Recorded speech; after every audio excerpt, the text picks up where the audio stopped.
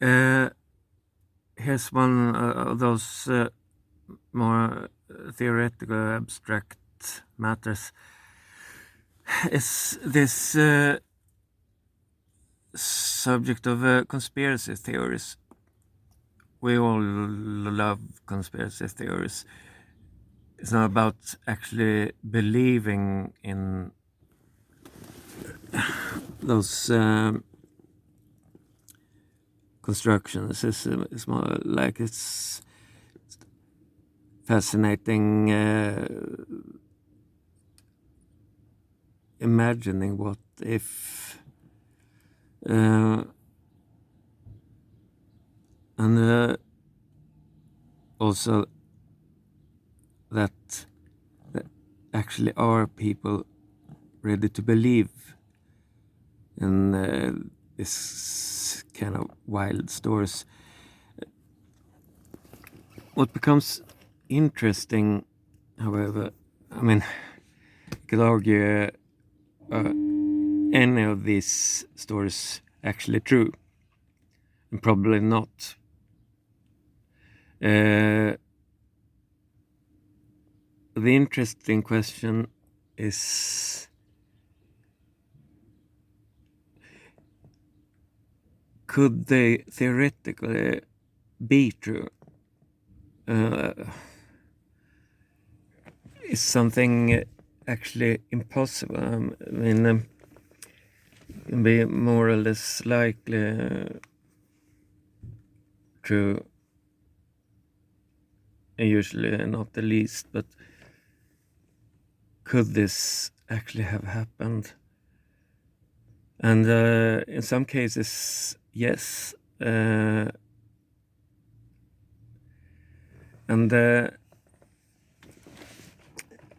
that's when it becomes difficult, because you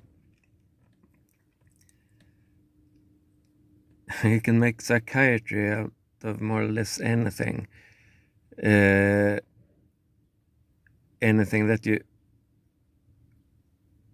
rather not wish to believe in can be sorted out, and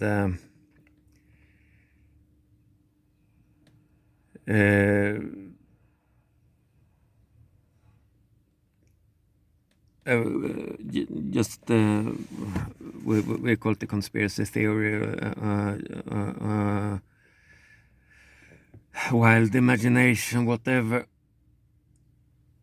and we can make a conspiracy mask of unpleasant truths, and we probably do all the time.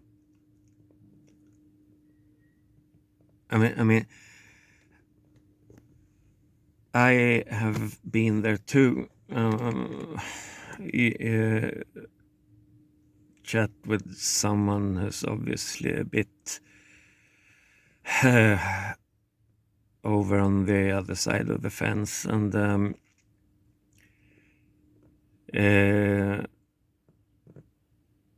well, you know how some people speak. They've been subjects of different kind of conspiracies, been abused and whatever. No matter how freaked out these people are, I've noticed that when they have these hang-ups, many of these people have one special hang-up above all others.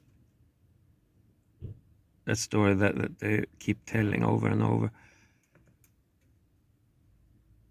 When you start scratching on the surface, it appears this particular one probably is very much true. And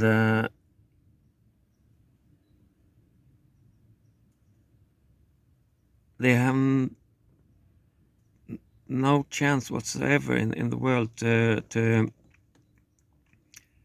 get themselves a voice, because there's this massive wall of resistance, hundreds of thousands of people who will either tell you that or would tell you that this is something going on in your own mind. They'll never say this straight, never face this person. They will listen without comments and then speak with each other. She told the story again from the start about all these things.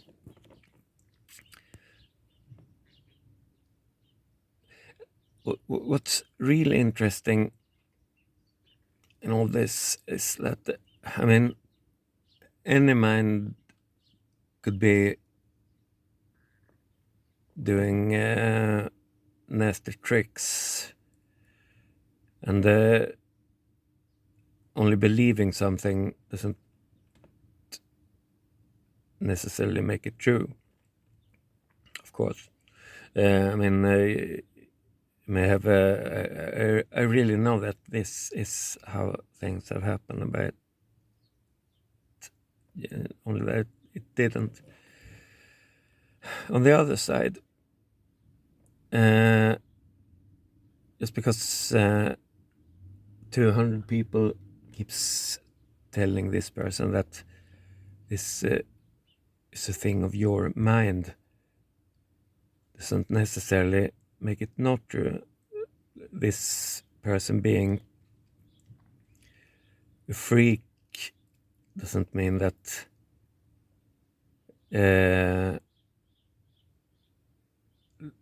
this particular story is just a story. And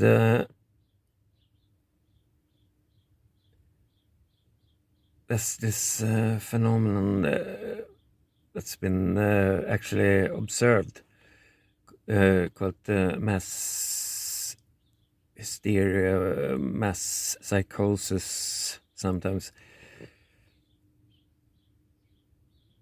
I start to think about this term, mass psychosis, and maybe it's actually very accurate, because human brains actually are rather close to psychotic. Not mine, but yours. I mean, the dopamine levels are rather high. Not mine, but yours. And this is the fuel of the reward system. And too much of dopamine means that you lose your concepts. It's the very definition of true psychosis. It's surplus of dopamines, unused dopamines, and I think most people are rather close to this state of mind because of those natural high dopamine levels in a normal brain. And a normal brain is also rather relaxed, seen from the outside. There may be inner stress, whatever shit, but it's not that overload. The brain has all this handy cognitive filtering, and the information you have to actually deal with is already pre-sorted. It's a left brain thing. Then if you're right-brained, it's not really that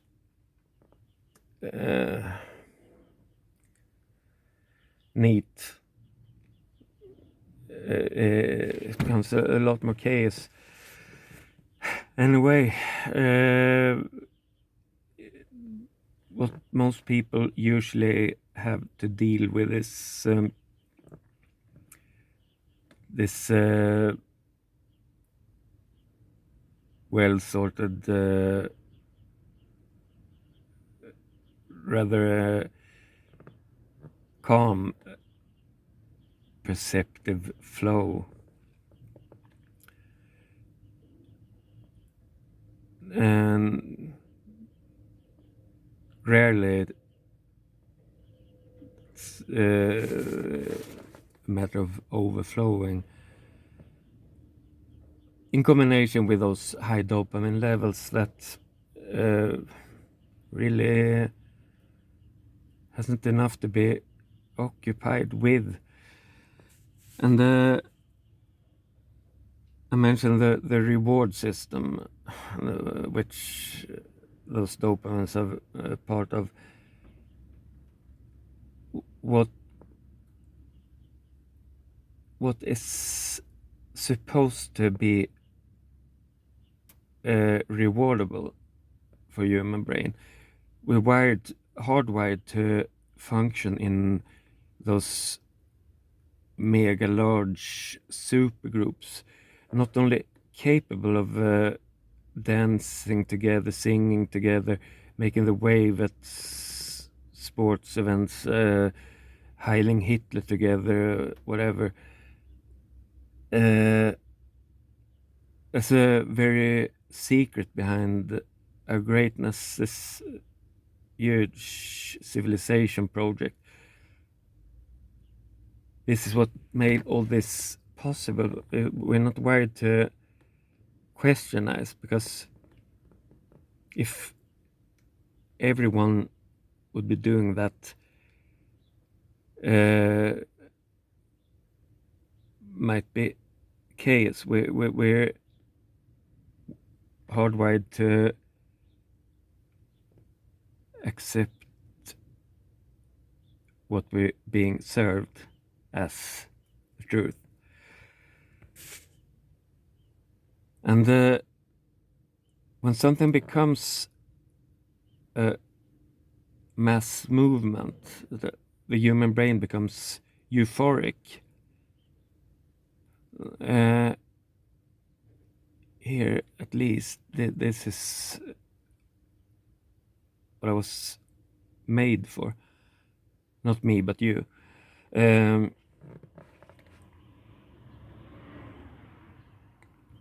And people do what others do, even if it's not actually true in that scientific, academic, objective sense.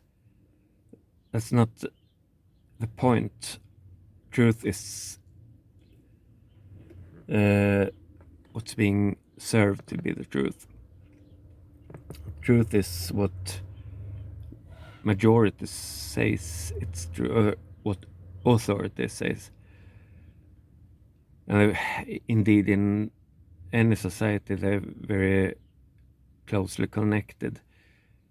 All systems are democracies in one way or the other, because even if it's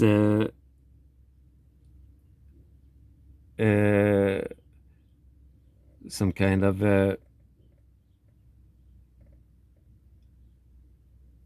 autocracy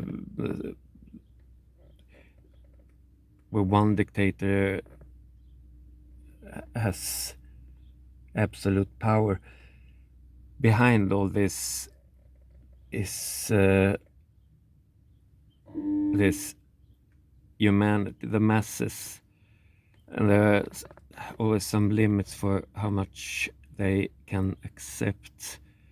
Sooner or later, the things come to a point where they can't tolerate more. So even the most omnipotent dictator has to be aware of the masses, and as long as she is, then the masses will tolerate even dictator, even if some people are getting killed sometimes, as long as they feel sure it won't happen to me. And going against that flow may be very, very fatal. However, the interesting thing is people won't go against the flow even if the price for doing so would be rather low, because they're not made to do that, I think. So it's when that great movement becomes a bit shaky, suddenly it becomes possible to questionize. And one person going against, usually, I think, is not the most rational one.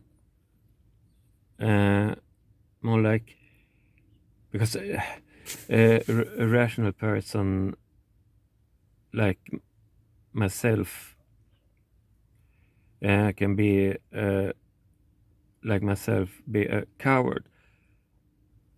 I might know what's right or wrong, but don't dare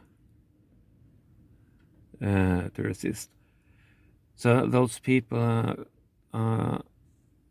who eventually go against the flow, I believe it's more like more emotional, and it's people with strong inner beliefs,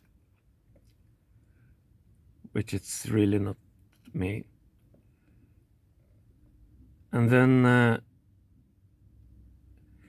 here it comes. When it becomes obvious to people that they are no longer secure, things happen and they might as well strike down on me too. Then it becomes rather unpleasant. I think that's when a group or society becomes toxic, autotoxic, when it starts digging its own grave. When people realize that they have no insurance, no lifeline of security within this group.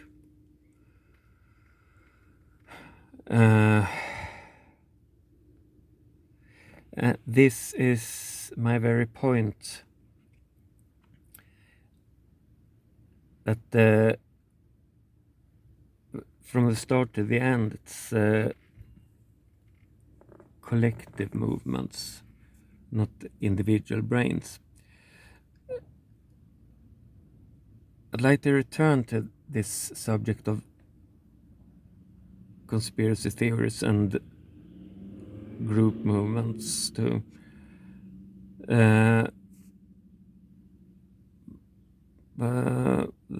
feels like they will become subjects all of their own. Fuck, I'll never be finished with this.